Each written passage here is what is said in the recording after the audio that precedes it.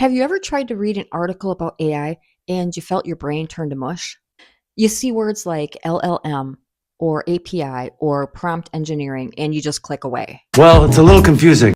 You're not dumb. The people writing these articles are just bad teachers. Hi, I'm Kathy. I'm 55 and I'm learning this stuff right alongside you. And today we're going to cut through the noise. I'm going to give you the 5 jargon words that you need to know to understand 90% of all AI news. Layman's terms, none of that inside bullshit jargon that nobody understands. Consider this your cheat sheet, and we're going to tackle them one by one. Once you understand these 5 terms, you'll feel empowered, not intimidated. Let's start with the one that confused me the most, LLM. LLM stands for Large Language Model. This is the brain behind ChatGPT or Google Gemini. Think of it like the world's most largest overcaffeinated librarian. It doesn't think like a human.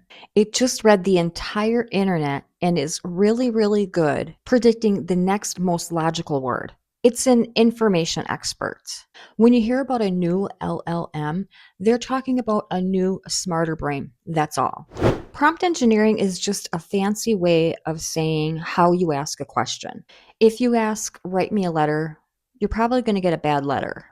If you ask, act like a professional lawyer, writing a formal complaint about a faulty product, and be incredibly polite but firm, you get a perfect letter. Prompt engineering is simply learning how to ask a better question to get a better answer. This is the only tech skill that you actually need. You're already great at asking questions. Now you're just applying that skill to AI. Hallucination. This is when AI lies, but convincingly. It's when the model makes up a fact, a date, or a source that doesn't exist. Remember that overconfident worker that would just make up facts in a meeting? That's what a hallucination is. The AI is trained to predict the next word, and sometimes the next logical word is just a fabrication. And this is why you must never trust AI for legal, medical, or crucial financial facts. It's a tool for ideas and drafting, not final truth. Training data.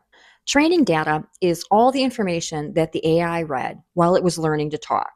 It's what made it the massive librarian, the LLM. It's like if you only read mystery novels your whole life, you'd be a little biased towards solving crime. If the AI read a billion websites, but only old, biased ones, its answers might reflect that bias. The quality of the information in the training data dictates the quality of the answer. This is why AI can sometimes seem biased or get things wrong about modern life. It's only as good or current as the data that it trained on. API. API is a scary sounding term that just means programs talking to each other. Think of API as a waiter in a restaurant. You, the user, ask the waiter for a dish. The waiter, the API, takes your request to the kitchen, which is the AI program, and then brings the food out to you. You never have to go to the kitchen or learn how to cook. When you hear about a business using AI, they are probably using an API to let their software talk to ChatGPT. It's just the connector. You don't need to use it. See? You now know 5 words that trip up 90% of beginners. You no longer have to be intimidated by the headlines. You're empowered. The biggest hurdle to learning AI is confidence. By mastering the language, you've crossed the line from a confused bystander to an active participant. So now that you can understand what they're saying in the news, you can now put this knowledge to use. And the best way to do that is to master the concept of prompt engineering. You're not too old. You were just missing the dictionary, and now you have it. The key is consistent, simple application. I promised you that the only tech skill that you need is learning how to ask a good question. That's prompt engineering. And my next video walks you through exactly that. Click on the video on your screen right now. The 3 ChatGPT prompts every beginner should know. It's the perfect, simple next step to putting your new vocabulary to work. Don't stop learning now. I'll see you in the next one.